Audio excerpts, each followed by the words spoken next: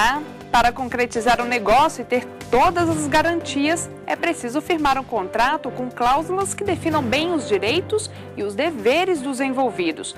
Quando se trata de comércio internacional, funciona da mesma maneira, mas alguns detalhes podem tornar essa prática um pouco mais complexa. É aí que nascem os chamados Incoterms. Sobre o tema, eu converso com o advogado especialista em licitações internacionais, Jonas Lima, e com o professor de Direito Internacional Privado da Universidade Católica de Brasília, Fabrício Jonatas. Mas antes de começarmos, vamos assistir a uma reportagem. Uma empresa no Brasil que precisa de um equipamento vendido pela China, um medicamento importado pelo governo que vem dos Estados Unidos para cá. Para facilitar relações como estas, a Câmara Internacional do Comércio criou, em 1936, os Incoterms. O objetivo é definir os direitos e obrigações de compradores e vendedores nos contratos de compra e venda internacional. O uso dos Incoterms dá segurança jurídica às partes, já que reflete padrões internacionalmente conhecidos com relação às responsabilidades de transporte e entrega dos produtos. De tempos em tempos, a Câmara Internacional do Comércio publica novas versões dos Incoterms, que mudam, na verdade, para acompanhar a evolução das práticas comerciais. A mais recente publicação é de 2010, que entrou em vigor a partir de janeiro de 2011. Atualmente, existem 11 termos que definem até onde os vendedores estão responsabilizados com relação à entrega, que transporte será utilizado e encargos assumidos por cada parte. Por exemplo, se o comprador opta pelo Incoterm DDP, o vendedor sabe que será responsável pela carga da saída da fábrica até a entrega ao comprador. Já se optar pelo Incoterm FAS, a responsabilidade da entrega termina quando o produto chega na aduana do país onde deve ser entregue. Sejam bem-vindos ao Direito Sem Fronteiras. Bom, para a gente começar o programa, eu gostaria que os senhores explicassem quais são as principais dificuldades na hora da gente firmar um contrato internacional, professor. Atualmente temos a dificuldade em firmar um contrato quando tratamos de relações onde temos línguas diferentes, temos diversidade de normas, nós temos diversidade de culturas, e aí gera toda uma dificuldade em você trazer essa unificação de um contrato único entre as partes, em razão de toda essa diversidade. Daí surge uma possibilidade, uma necessidade de termos aí um termo onde tenhamos aí uma possibilidade de harmonização. Dentro dessa harmonização, nós buscamos uma equiparação dos direitos, aonde eu tenho responsabilidades, aonde eu tenho deveres, aonde eu tenho direitos, e esses direitos devem ser resguardados em razão dessa responsabilidade recíproca. E relacionando essa situação, buscando sempre uma norma que venha a equiparar e buscar esse direito, essa concretização dos direitos relacionados aos contratos internacionais. E aí nascem, então, os Incoterms. Surgem, então, os chamados Incoterms, que são as normas trazidas de forma internacional, buscando uma relativização das normas tradicionais nacionais equiparadas de cada um e trazendo aí a norma, tirando da interna, buscando para uma externa e respeitando partes e trazendo uma normatização única, né? No entanto, essa única, ainda assim, ela se torna lei apenas quando as partes aderem e sugerem essa utilização. Aí tem a Câmara do Comércio Internacional, que é quem vem trazendo essa sugestão, essa proposta, né, dos Incoterms. Então, a Câmara Internacional é quem edita, vamos dizer assim, Sim, essas normas. Exatamente. Esse conjunto de normas, ele regula a obrigação, a questão de ônus, os riscos, as responsabilidades de uma parte e da outra. Então, quando você tem, por exemplo, no Brasil, o vendedor na China, você precisa primeiro vencer uma certa barreira, talvez uma desconfiança de um com o outro. Mas se você adota padrões que são internacionalmente estabelecidos e aceitos, ele já sabe, quando ele disser aquela negociação vai ser pelo Incoterms, por exemplo, Incoterm FOB, DDP, ele, independente do país, ele tem uma segurança no que está sendo tratado ali. Então, amarrou isso no contrato, ele cria um vínculo de segurança jurídica. Existem outras desconfianças e outros problemas a resolver, mas a questão básica é assim, ele amarrou o negócio. Por exemplo, todo ano caem mais de 10 mil containers no mar. Se você não fez, então, um seguro daquela carga, quem que vai arcar com aquilo? Então, a função, o trajeto inteiro de uma mercadoria, por exemplo, de uma fábrica, lá na porta de uma fábrica, se pode colocar lá ex-works, é o preço que eu tiro aquela mercadoria de uma porta da fábrica na Alemanha. A DDP seria algo chegar até a minha, aqui na porta da minha casa, por exemplo, cobrindo todo o trajeto com frete interno naquele país, frete internacional, frete aqui no Brasil, seguro lá, o seguro marítimo, o seguro no Brasil, até chegar à minha porta. Esse conjunto, ele é necessário para evitar prejuízos, então fica muito claro. A conta vai aumentando, mas eu vou ficando com segurança de que até um determinado trajeto, ou o trajeto inteiro, ele está coberto por aquele termo que foi escolhido entre as partes. Então, né? seria uma relação de obrigações com relação à entrega. A colocação desses termos seriam em contratos de compra e venda, nos ditames específicos de entrega da mercadoria, quem serão os responsáveis pela entrega, pelos custos da entrega, né? E dentro disso daí a gente tem a relação de pessoas privadas, relações privadas com o poder público também. E diferencia quando são, por exemplo, privado com privado ou público com privado? O termo que vai ser usado é diferente quando uma das partes é um governo ou não? O Brasil, quando importa, ele no edital de alguma licitação que é internacional, ele já vai especificar qual é o padrão que vai ser adotado. Então, você diz assim, DAP, eu já sei que eu vou ter naquela sigla, naquele termo de comércio nacional que foi escolhido, imposto pela administração pública, que é uma situação diferente do privado, é a administração impondo como ela quer comprar, então ela já especifica, será o DAP. Por que DAP? Porque ela pode importar alguma coisa para o Brasil, ela diretamente, só que ela não pagará os impostos, por exemplo. Se fosse DDP, seria até um local final com tributos pagos, mas a administração não paga o tributo para ela mesma, por exemplo. Então, na hora de uma importação do Ministério da Saúde ou de qualquer órgão público, Exército, Marinha Aeronáutica, ele não paga aquela tributação dele. Então, tem apenas uma pequena diferença. Mas é necessário que dê segurança. O governo não tem a função de ser um importador. Por isso, ele transfere para o particular que está no outro país o conjunto de obrigações e arca com esse ônus.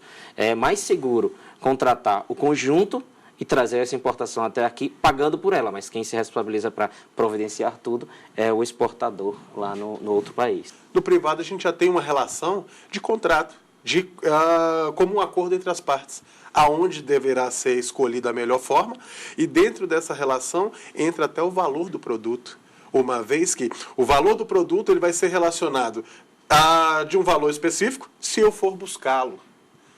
De um valor específico, se ele me trouxer até a minha fronteira. De um valor específico, se ele me trouxer até o meu porto. Ou um valor específico, se ele me trouxer até a porta do local aonde eu designe.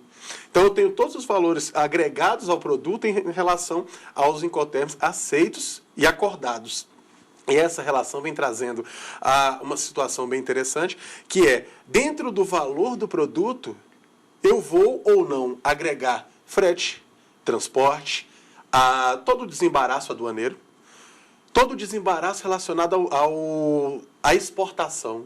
Isso vai dar uma mobilidade aí até para o preço final que vai ser passado, então. Exatamente. Bom, mas a gente está aqui falando em produtos, mas o que pode ser comprado fazendo uso desses incoterms? Qualquer coisa? No caso privado, você tem as designações relacionadas à legislação brasileira. Por exemplo, na Anvisa, eu tenho aqueles produtos que são proibidos a exportação porque não são aceitos dentro do Estado brasileiro. Relação fora essas proibições, aquilo que é defeso em lei, nós temos todos os tipos de produtos que eu tenho essa possibilidade de fechar os acordos. Mas, não sendo defeso em lei, eu tenho toda a liberalidade de criar essa relação de contratos internacionais e dentro da atividade pública você tem as especificações, né? E aí a Câmara Internacional ela vai renovando esses termos à medida que o comércio vai se aprimorando? A gente hoje tem uma questão de comércio eletrônico. Esse tipo de questão é observada na hora de você criar uma nova versão, vamos dizer assim, dos Incoterms? A Câmara do Comércio Internacional, ela tem desenvolvido essa atividade de renovação dos Incoterms 2010 e já existe uma proposta para 2020. E dentro dessa relação, a gente tem essa renovação trazendo, como você comentou, os contratos internacionais, ou os contratos eletrônicos, onde nós temos os contratos eletrônicos como um surgimento atual, buscando uma responsabilidade maior por parte daqueles que são contratados à entrega daqueles produtos, e eu tenho os Incoterms sempre se amoldando a essas novas teorias. Ainda assim, o comércio ele ainda gira mais rápido que a renovação da legislação. Ainda assim, é necessário que a Câmara do Comércio tenha essa visão de se atualizar, eu acredito, com um tempo reduzido. E aí a gente ainda tem uma situação que, dentro da Câmara do Comércio Exterior, no Brasil, a gente tem essa relação de a recepção dessa legislação estrangeira, uma recepção por se tratar de norma de direito internacional privado. Por se tratar de norma de direito internacional privado, eu tenho uma recepção dessa norma à legislação brasileira e uma aplicabilidade. Esta aplicabilidade que deve ser efetivada caso haja interesse entre as partes. Havendo interesse entre as partes, eu tenho essa utilização e aplicação. Ok, nós vamos para um rápido intervalo e já voltamos. Não saia daí. Vem aí o 3º Congresso Internacional de Direito Processual, que vai debater o tema O Direito Processual na Encruzilhada entre a Modernidade e a Tradição. O evento acontece entre os dias 23 a 25 de abril, na cidade de Havana, em Cuba. Informações e inscrições no site www.lionstours.com.br.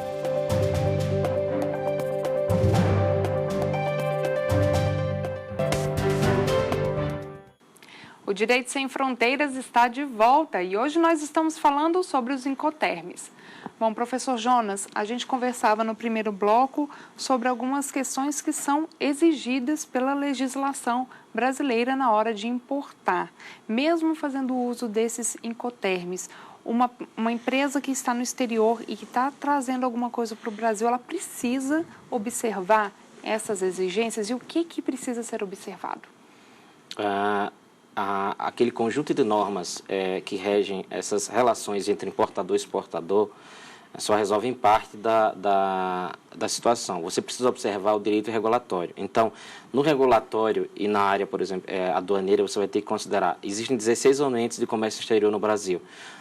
Exemplos, se eu estou importando algo para um raio-x de bagagem para um aeroporto, existem regras da Comissão Nacional de Energia Nuclear.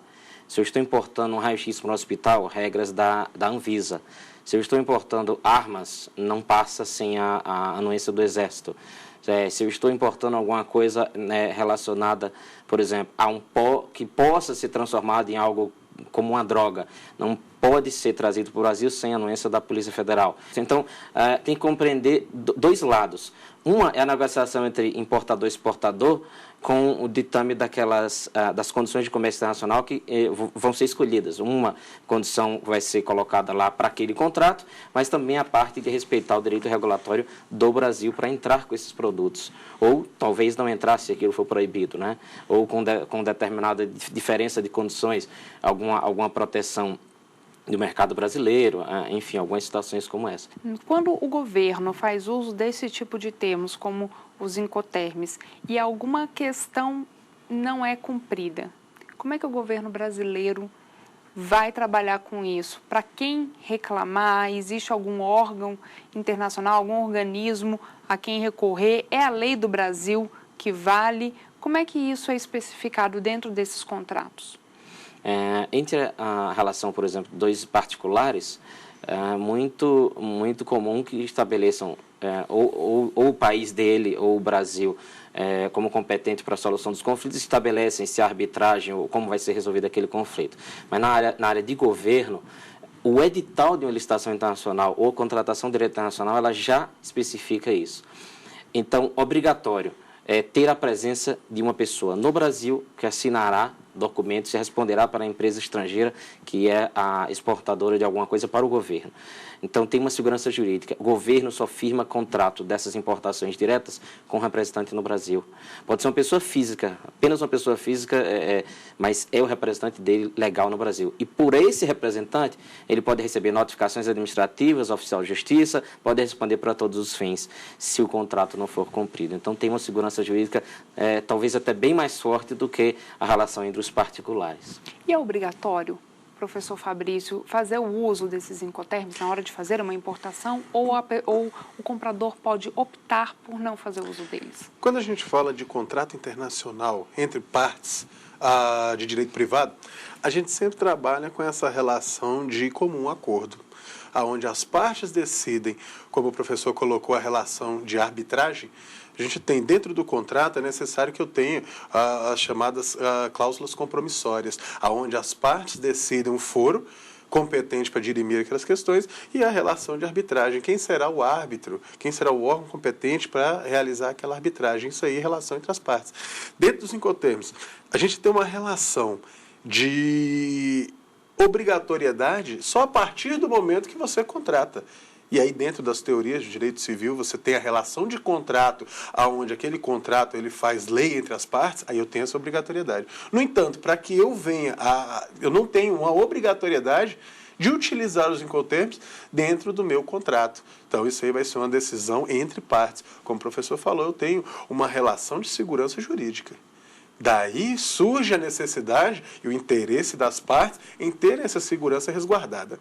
Quando o senhor fala em arbitragem, a própria Câmara ela pode ser usada para a resolução desses conflitos ou não? A própria Câmara ela é um órgão competente para dirimir essas questões relacionadas à arbitragem. Quando as partes aluem, existe esse contrato, e essas partes elegem a Câmara do Comércio Internacional para que ela possa exercer essa atividade de arbitragem internacional. E as penalidades, como é que elas são aplicadas e qual é a fiscalização que se tem para o cumprimento dessa penalidade? Então, a gente tem a diferença entre o cenário de direito público, de contratos de governo e contrato privado, bastante grande a diferença, porque no ambiente de contratação de uma importação pelo governo, é tudo muito quase matemático, tudo muito certo.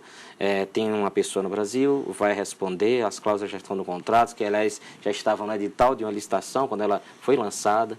É um ambiente bastante diferente, todo bem previsível. E com a responsabilidade em nome de uma pessoa no Brasil que vai criar esse vínculo. No caso da área privada, essa penalidade seria basicamente utilizada na arbitragem. Fora a arbitragem, eu tenho a possibilidade de ajuizar uma ação, daí eu necessitaria de todos os termos relacionados à execução de sentença estrangeira. Eu teria que utilizar a minha sentença, eu necessitaria dessa atividade de homologação da sentença no país estrangeiro para que ela venha a ter a possibilidade de sofrer ali a possibilidade de execução daquela sentença. Nesse ponto, uma coisa em comum com o governo aquela decisão que possa sair, por exemplo, da Justiça Brasileira em relação ao contrato de governo não cumprido, será executada dessa mesma forma lá fora. A questão de como tirar isso do papel, como executar. Aí eu tenho a necessidade de passar, aqui no Brasil nós temos o STJ específico para homologar a sentença estrangeira e para poder conceder o exequatur, E lá no exterior também tem toda a normativa relacionada à execução de sentença estrangeira. Dessa forma teríamos aí as possibilidades de penalidade executadas aí de acordo com a sentença judicial. O senhor, antes do programa iniciar, me contava um caso que era bastante interessante com relação ao uso de versões anteriores da que está em vigor. Então, isso é possível? E em que casos, geralmente, esse tipo de versão é usada? Uma versão mais antiga? Conheço alguns de 2 versões atrás, mas isso depende muito do objeto. Então, algumas importações da área animal e da área de algo que não se enquadra a animais vivos e algumas outras situações não são tão simples de se adequar alguns termos, então as partes optam por uma versão até anterior. Em alguns casos, há 2 versões atrás da norma que você tem de 2010. Não escolhe nem essa de 2000, escolhe uma outra, mais antiga ainda. E isso seria possível, é possível. Mas são muito raros esses casos. Hoje, para tudo que você pense no dia a dia, a norma usada é basicamente a última versão. Então, fica no campo das exceções. O interessante da norma internacional dentro dos Incoterms é justamente essa possibilidade de utilização de cláusulas anteriores. Eu tenho cláusulas anteriores que foram suprimidas da versão atual, no entanto, elas não deixam de ter eficácia, uma vez que as partes têm um interesse em colocá-las no contrato, né? Contratá-las. E aí esse ponto é interessante dentro da necessidade de cada caso. Nós temos uma especificação de cada sigla do Incoterms, e a gente tem essa necessidade, essa possibilidade de você utilizar a norma anterior e trazê-la para colocá-la no ordenamento atual. Né? E não tenho essa disposição de data, de períodos, uma vez que as partes possam anuir. Não tem um prejuízo. Não tem um prejuízo, né? De forma alguma. Para fins de informação, quando a última versão foi trazida para o ordenamento brasileiro, foi feita uma ressalva de informação para o governo, aquele controle que o governo faz, de que não se enquadrando em uma das hipóteses da nova regra, colocasse numa que é nenhuma das outras. Tem uma especificação que é algum termo que não é da versão mais recente, mas precisa ser informado para o governo qual o termo que está sendo usado para aquele negócio. E há alguma orientação da própria Câmara com relação a essas versões? Ela orienta, olha, essa versão pode ser um pouco mais ou não, isso fica a cargo das próprias partes? Cada uma eu tenho 4 grupos, né, e cada um dos grupos ele é específico para um tipo de exportação. Eu tenho os grupos específicos para importação marítima, tenho grupos específicos para exportação relacionada a outros tipos de transportes. E aí vai especificamente no tipo de produto, do tipo de contrato que você está realizando. E esse contrato realizado, ele vai trazer a especificação e você vai escolher aquela que seja melhor colocada em razão da sua necessidade. Tem interessante um exemplo dentro do Ex-Works, né, que a gente tem ali a sigla XB. E aí a gente tem uma relação de o produto é vendido no exterior, o professor falou no início, na Alemanha. E aí ele vende aquele produto e ele entrega aquele produto lá onde ele vendeu. Ele te entrega aqui. É como se hoje eu fosse uma loja de departamento, uma loja de eletrodoméstico, comprasse uma geladeira e o cara da loja me falasse, está aqui sua geladeira, o senhor pode levá-la. Mas você não entrega? Não, não entrego. A partir daqui, o frete é por sua conta. E eu tenho essa relação especificada na cláusula. E você vai aderir ou não. Isso tem um resultado interessante quando se trata de governo. Basicamente, a diferença vai ser a imunidade tributária do artigo 150 da Constituição Federal, que ele não paga tributo para ele mesmo, a União, por exemplo, nem Estado, nem municípios, entre eles. Aí acontece uma queda razoável do preço final. Ok, Direito Sem Fronteiras fica por aqui. Eu agradeço a presença dos senhores. Obrigada por ter aceito o nosso convite. Bom, hoje eu conversei com Jonas Lima, advogado e especialista em licitações internacionais, e Fabrício Jonatas, professor de Direito Internacional Privado da Universidade Católica de Brasília. A você, meu muito obrigada pela companhia em mais uma edição do Direito Sem Fronteiras. Não deixe de participar do programa. Escreva pra gente. O e-mail é o direitosemfronteiras@stf.jus.br. E o programa também pode ser revisto no site da TV Justiça, www.tvjustiça.jus.br. A gente se encontra na próxima semana. Até lá!